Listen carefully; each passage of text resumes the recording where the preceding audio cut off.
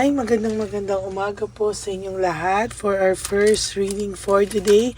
Ano po kaya ang makikita natin sa first reading of the day today? Sana po ay napanood niyo na po yung first, second, and third reading natin kahapon bago po kayo pumunta o mag-skip papunta sa reading na ito. Yan. Sana po ay nasa mabuti kayo lahat na kalagayan ngayong araw ng Sunday at sana po ay napanood nyo na po from first, second, and third reading kahapon. Maaga po akong nag-upload and I will try to do the same para mas marami po ang makapanood para po hindi gabing-gabi Ngayon po ay aagahan ko po para po mas maaga, mas okay po Kaya sinimulan ko po na mas maaga yung ating first reading of the day. Okay?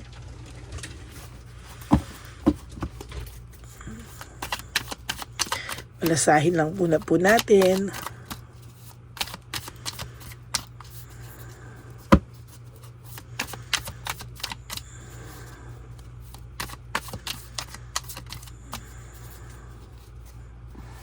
Bili po tayo ng 10.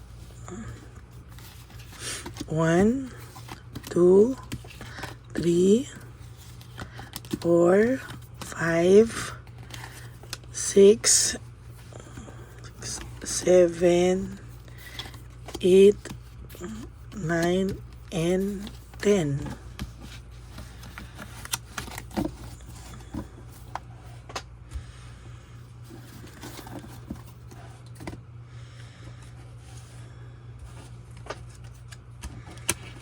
At ito naman po.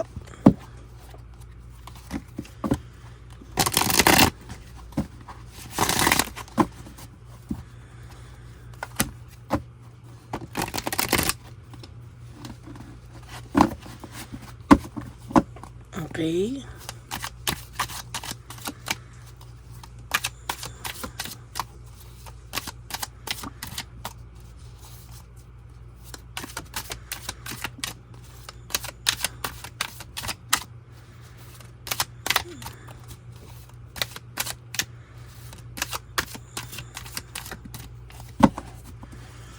Buksan po natin ang ating baraha. Pumili po tayo ng 10.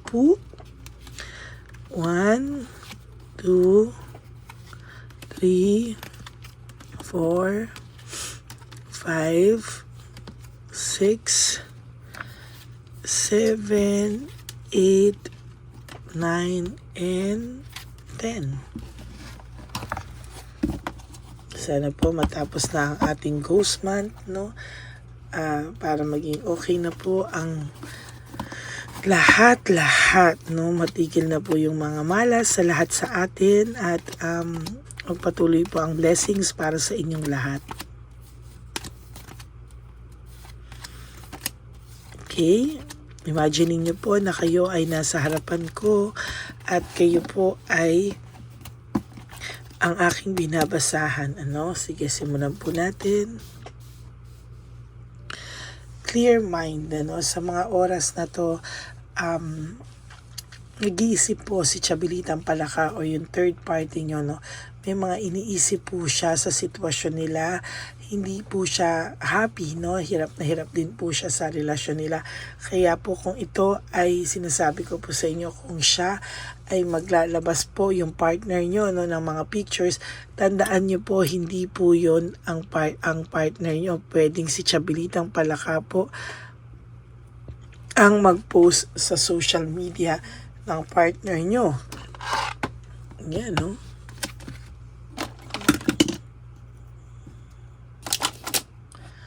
Okay. Ang third party ang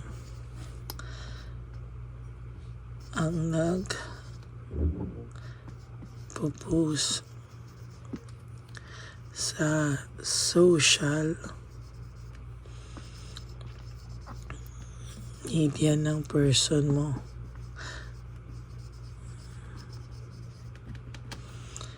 Gusto kanya pasakitan. Alam mo po, sa totoo lang,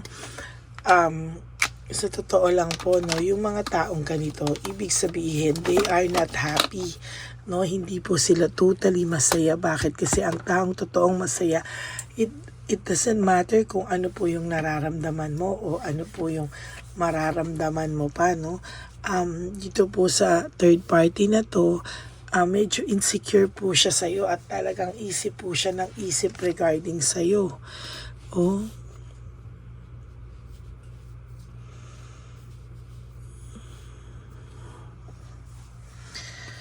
So nakikita ko po dito, iniimpluwensyahan po ng third party ang inyong person, ano?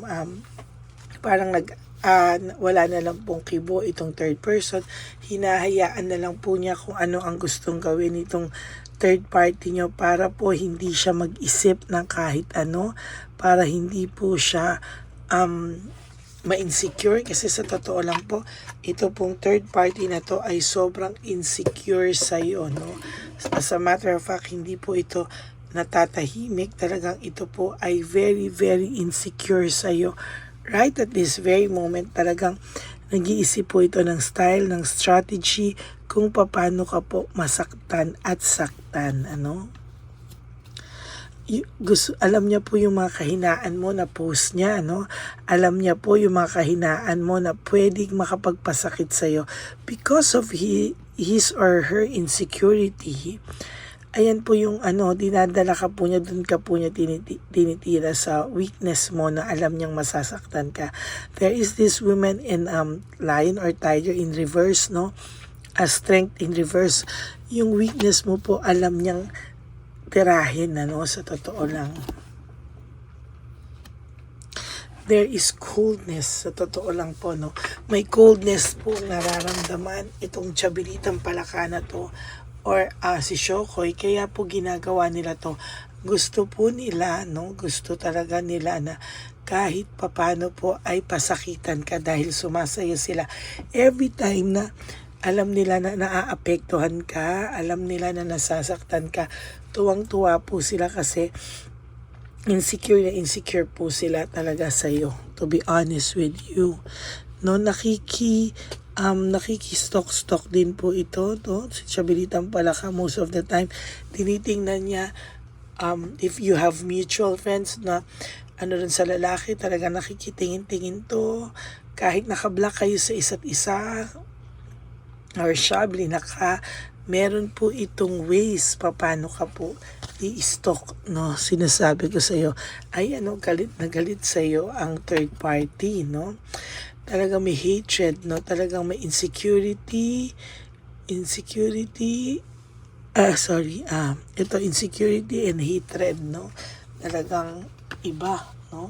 Dinadivert niya po sa mga post nila, no? Alam niya po na masasaktan ka doon at alam niya po na hindi ka titigil at talagang pakiramdam niya po nag-i-stalk ka din, ano? Kaya maaapektuhan ka. Burnout and overstress, yan ang nararamdaman niya every time na nakikita ang kanya ng post mo na masaya, every time na nakakakita ng even your person, and the third party, pareho silang dalawa actually, hindi lang nila sinasabi sa isa't isa na nai-stress sila, na-burnout sila pag nakikita nilang masaya ka. You are the last person na ayaw maging masaya nitong third party, no? Sadista rin talaga, no? Talagang kakaiba po itong nakuhang third party ng iyong person, ano? Pero ayan naman po, false success and living beyond means pinapalabas nila na okay ang buhay nila, pinapalabas nila na madami silang resources, no? Pero ang totoo po niyan ay walang-wala na po silang resources. There is emptiness, no? Both emotionally and financially. Kahit po pinapalabas ito, nagpapautang man to sa iba kunwari, or pinaparating sa inyo na marami silang pautang, no? Marami silang pera na pero hindi po talaga, no? Sa totoo lang po ay nagkakaramdaman na rin po yan ng pagkaubos, no? Kaya nga po sabi ko sa iyo, hindi lahat ng pinopost nila ay ay bibilhin mo, no? Hindi po lahat ng post nila ay masasaktan ka, kasi most of the time po hindi naman po yan totoo, sinasaktan ka lang po ng person mo or lalo na po ng third party. Hindi po nga halos ng person mo, yung third party nga po ang gustong saktan ka, to be honest with you, no? Yan po talaga ang gustong makasakit sa iyo, yung third person, yung third party nyo. Why? Because he or she has too much insecurity sa iyo, no? Alam po kasi niya na hindi ka naman po totally nakalimutan ng inyong person, and sa totoo lang nahihirapan po itong tanggapin, na nakikita niya po yung person mo most of the time ay nag-iisip, no? Hindi po siya maayos, no? Nag-iisip po talaga ang person nyo, and hindi niya po alam kung paano at ano ang gagawin niya. Lalo na po kung uma-attend ka ng mga home celebration, no, or mga celebration okasyon sa inyong mga kaibigan, family, friends, relatives, lalo na po ito na ayaw po talaga niya na nakikitang masaya ka, gigiginin ka niya or sisirain niya yung araw mo, no? Karma po kasi ito ng inyong person, yung pagpili dito sa taong to, ay nako, there will come a time maiisip niya, karma niya yan. Freedom and self-acceptance, no? Karma niya po yan, sa totoo lang. There's victory and success for you. Sinasabi ko po sa iyo, pag ikaw ay masaya at ikaw ay may success and victory, talagang hindi po matatanggap yan. Gigil na gigil po yung third party. And somehow your person also nalulungkot, no? Yung third party ay gigil, yung person nyo po ay nalulungkot, no? Talagang gusto ka po nitong pasakitan. Mental disease and may pagka-narcissist. Both the third party and your partner, no? Parang feeling nila ay wala sa kanilang kasalanan, wala silang kasalanan sa iyo. Parang feeling nila ikaw ang may kasalanan sa kanila, kaya gigil na gigil sila sa iyo. Yung person mo, feeling niya siya may kasalanan, ikaw may kasalanan sa kanya, and the third party parang may kasalanan ka sa kanya kasi hindi niya makuha ng buo yung person, because parang pakiramdam niya lagi kang nandyan. Lagi ka pong iniisip-isip nitong taong ito. Ayan, no? Ayan, no? There's insecurity. Lahat po ng lumalabas sa barahan nyo ngayon is all about insecurity ng third party nyo, no? And anxiety, trauma, and hopelessness. Talagang nahihirapan din po yung person nyo. Yan. Most of the time, he or she is only pretending, no? Sabi ko nga kagabi, pretend lang talaga to, no? Hayaan nyo lang po siya, no? Wala rin po ito kaya sa mga nag-aantay na, mag-aantay po na mag-aabot to or something, para po sa mga nag-aantay, ha? Wala rin po siya, no? Ayan po, broken family, shattered dreams. Ginawa niya po yan sa inyo, no? Pero kayo pa rin ang nasisi, no? Broken relationship, nagkasiraan kayo, yung maganda niyong samahan ay nagkasira, pero ikaw pa rin at ikaw ang sinisi niya.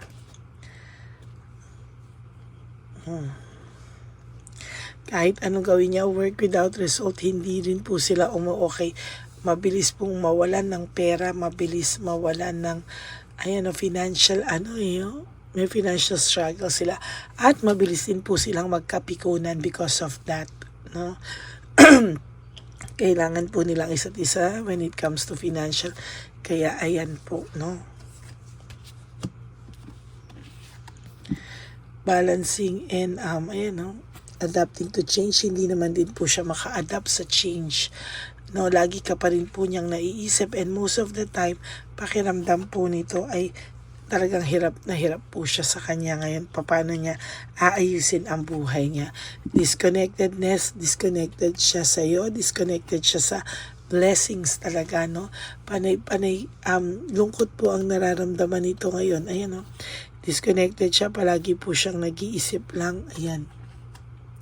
parang feeling niya ay isolated siya at feeling po niya ay walang nakasuporta sa kanya, nag-iisa siya, disconnected siya sa mundo. Yan po ang pakiramdam niya kahit na siya po ay may partner or current partner sa ngayon. Okay, so that's it for your first reading of the day. I hope na naka-resonate po kayo.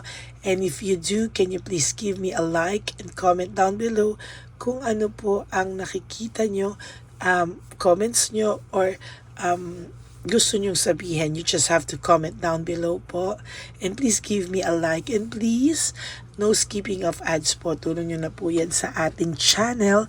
And sana din po ay huwag nyo po skip from start to finish kasi doon po ako kumukuha ng energy ko sa inyo. Anyways, this is just less than 20 minutes naman po. So please bear with me na lang po, okay? Lalo na po yung part na sorry po. Lalo na po yung part na nagbabalasa po ako, wag nyo pong i-skip yan, ha? Kasi importante po yan. So,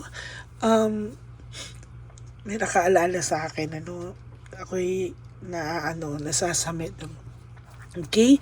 So, for those of you po who would like to have a private reading with me, you can message me po at Ladyly Elena, that's Ladyly Elena. Nasa dulo din po yan ng ating video. Diyan nyo lang po ako makakontakt. That's my only official and legit FB account. Ayan, At saka po,